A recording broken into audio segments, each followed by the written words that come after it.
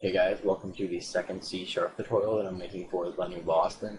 And in this tutorial, I'm going to show you how to change properties of your form and controls. So first, let's just change the size of our form. For like, if we don't like the size of it or want to make it bigger or smaller, all you have to do is click on your form and see these little boxes right out here. You're just going to hover your mouse over one of them and then just click and drag, and you can make your form any size you would like. I'm going to make it about that size though, because that looks appropriate. The next thing is adding controls to the form. And what a control is it's anything that a user can interact with, or anything inside your form. For example, a button or a checkbox or a label or anything like that. Those are just common ones.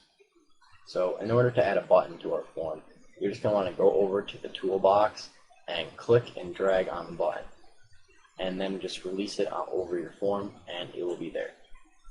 Another way to add a control to your form is to simply click it and then go over to the form, and without dragging, and now you should see your cursor should look something like this, and then you can just go ahead and click and drag, and you can draw the control to whatever size you would like.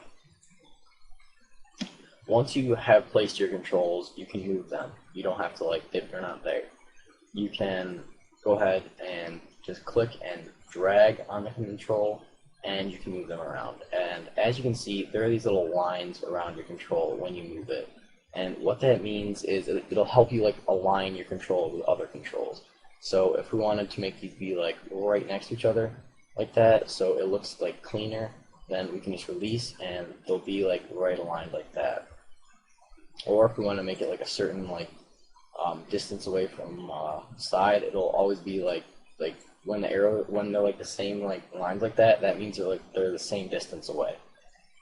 If you don't want to do that, you don't want your form or your control to get stuck when you're moving it, all you have to do is hold down Alt, and you can move it the slightest bit, and you can move it anywhere you want. Those lines are not there anymore.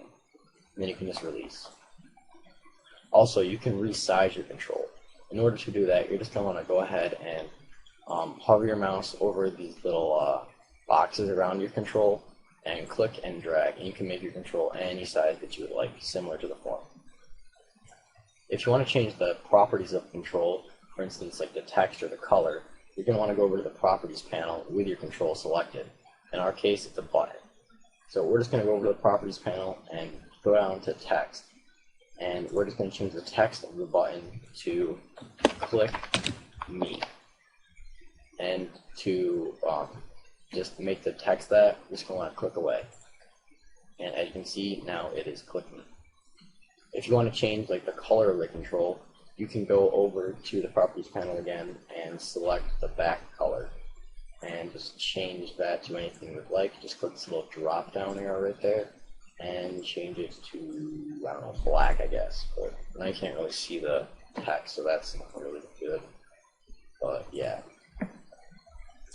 So there are a lot of other controls here. I encourage you to mess with them, because that'll just help you get more acquainted with C#.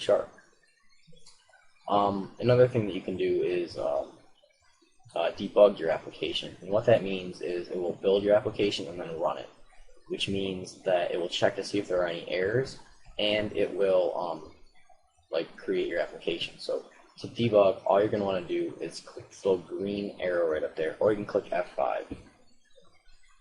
And that will debug.